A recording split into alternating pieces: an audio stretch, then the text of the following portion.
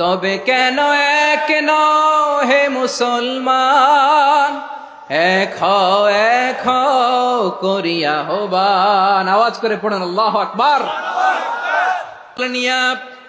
আইয়ুহান নাসু ইন্না খলাকনাকুম মিন যাকারিন ওয়া উনসা وجعلناكم شعوبا وقبائل لتعارفوا إن أكرمكم عند الله أتقاكم إن الله عليم خبير।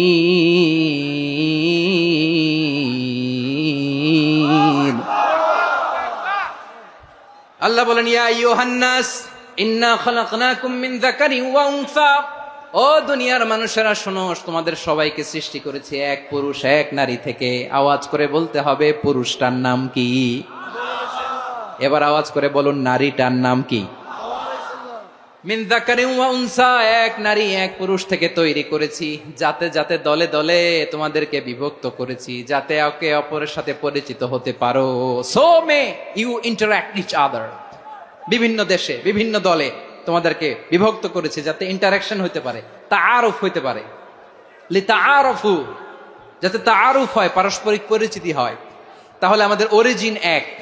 এই আয়াতটা যে কত powerful! This verse addresses the entire human being. অনেক আয়াতে আল্লাহ বলে ইয়া আইয়ুহাল্লাযীনা আমানু, ওহে মুমিনরা। অনেক আয়াতে আল্লাহ বলে ওহে মুসল্লিরা, ওহে মুমিনরা, ওহে বিশ্বাসীরা। কিন্তু এখানে আল্লাহ মুমিন মুসল্লি আস্তিক নাস্তিক ভেদে সবাইকে একসাথে অ্যাড্রেস করেছেন। আল্লাহ বলেছেন ইয়া আইয়ুহান নাস, ওহে মানব সকল। He addresses the entire human being regardless the colors, the races, the languages, the ethnicities, and reminded us we all from one origin. চিল্লায় বলেন আল্লাহু আকবার। আল্লাহ বলেন তোমাদের সবাইকে বানিয়েছি এক পিতা আদম, এক মাতা হাওয়া থেকে। দলে দলে গ্রামে গ্রামে ছড়িয়ে দিয়েছি যাতে করে তোমরা পরিচিত হতে পারো। আমি আল্লাহর কাছে তোমাদের কোনো ধরনের আলাদা মর্যাদার কোনো স্ট্যান্ডার্ড নাই, একটা ছাড়া। ইন্না আক্রামাকুম ইনদাল্লাহি আতকাকুম, আমার কাছে তার মর্যাদা সব চাইতে বেশি, যার হৃদয়ে তাকওয়া থাকবে বেশি। আল্লাহর কাছে ধনী গরিবের পার্থক্য নাই, লম্বা খাটোতে পার্থক্য নাই, আরব অনারবে পার্থক্য নাই। এই আয়াত নাজিল করে আল্লাহ তাআলা বিভেদের দেয়াল বা প্রাচীরকে ভেঙে গুড়িয়ে দিয়েছেন। সবাই সমান, আমরা সবাই সমান, কোনো পার্থক্য নাই। তাহলে আমরা এক উম্মাহ। আওয়াজ করে বলতে হবে, আমরা কি?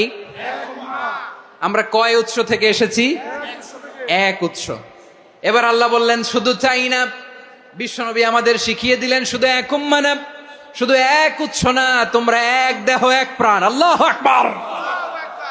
এক দেহ এক প্রাণ বানানোর কথা না, বিশ্বনবীর কথা। বিশ্বনবী বলেন মাসালুল মুমিনিনা ফি তাওয়াদ্দিহিম ওয়া তাআতুফিহিম ওয়া তারাহুমিহিম মাসালুল জাসাদ।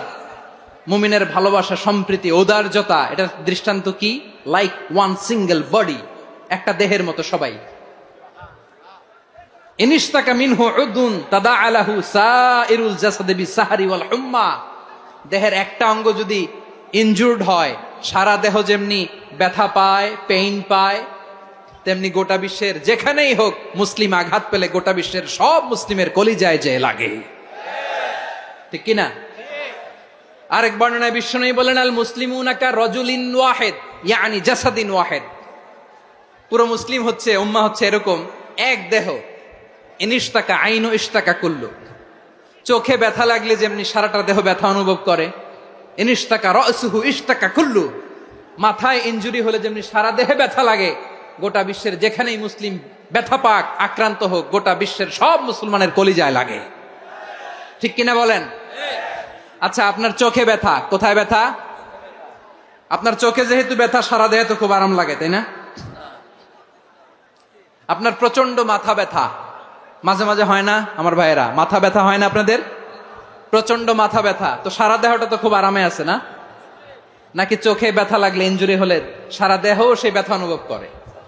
মাথায় ব্যথা হলে সারা দেহ সেই ব্যথা অনুভব করে কি করে না? ঠিক অনুরূপ ভাবে কাশ্মীরে আমার মুসলিম ভাইরা আক্রান্ত হলে আমাদের হৃদয়ে রক্তক্ষরণ হয় কি হয় না? ফিলিস্তিনে আমার ভাইদের উপর যখন বম্বিং হয় আমাদের চোখ বেয়ে দাঁড় দাঁড় করে পানি ঝরে কি ঝরে না? আমার রোহিঙ্গা মুসলিম ভাইরা যখন কাঁদে তাদের সাথে আমরাও কাঁদি কিনা? কেন কাঁদি? কারণ এক দেহ। কথা বুঝে নাই? আওয়াজ করে বলেন এক দেহ। এই আপনাদের আওয়াজ। হ্যাঁ,